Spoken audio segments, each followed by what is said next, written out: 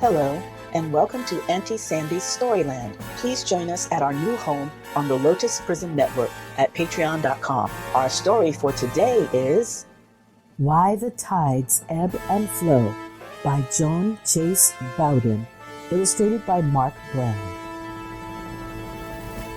Not in my time, not in your time, but in the old time when the earth and sea were new. A stubborn old woman had no hut. She lived all by herself in the middle of a flower patch. When the wind blew, she was cold.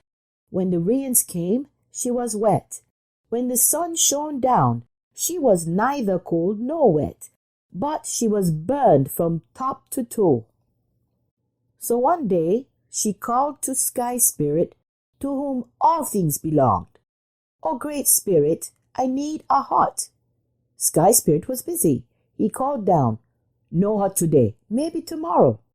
But the next day, and for many days after that, he was still too busy to send down a hut for the stubborn old woman, but still she wanted one. So, another day, after thinking and thinking, old woman called, "Then give me a rock to shelter me from the weather." Sky Spirit was too busy to have been thinking and thinking. Too quickly he answered, "Take one." Then how happy was the stubborn old woman. She knew exactly which rock she wanted. So she climbed into her stew pot and set sail on the great green ocean. She sailed along and she sailed along, and soon she saw Seabird. He called, "Aye, old woman, listen to me. You are sailing too close to the hole in the sea." "Oh-ho," answered the old woman. "Then I think I am sailing in the right direction." She sailed along, and she sailed along, and soon she saw a little silver fish. He called, "Aye, old woman, listen to me. You are much, much too close to the hole in the sea." "Aha," answered the old woman. "Then I know I am sailing in the right direction." She sailed along and she sailed along, and soon she reached the still, quiet place in the sea. She looked down into the clear water, and she saw a rock more beautiful than any she had ever seen before. "That is the rock I want," she said, and she reached down to get it. But at that very moment, busy Sky Spirit called to her from his hut in the clouds. "Old woman, listen to me. Don't take the rock from the hole in the sea." Stubborn old woman answered, "But that's the rock I want." And she reached down and down. Then Sky Spirit called again, old woman, are you listening to me? I think you are taking the rock from the sea." Stubborn old woman answered, "But that's the rock I need." And she reached down and down. Then Sky Spirit called for a third time, old woman, you are not listening to me. Be sure you don't take the rock from the sea."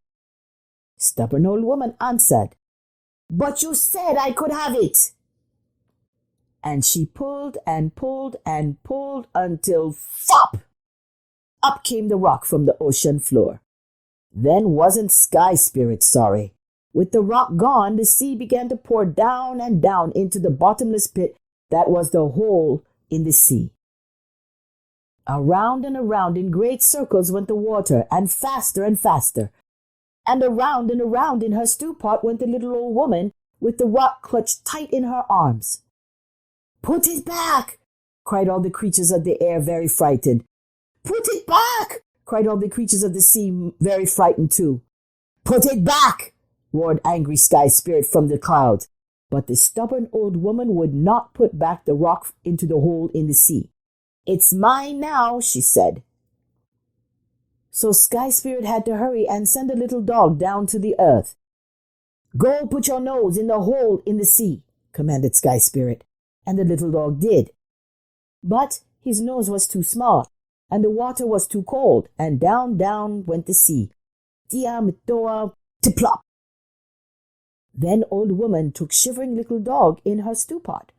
"From now on, you can be my little dog," she said, "and I will love you always." Then Sky Spirit had to hurry and send young maiden down to earth.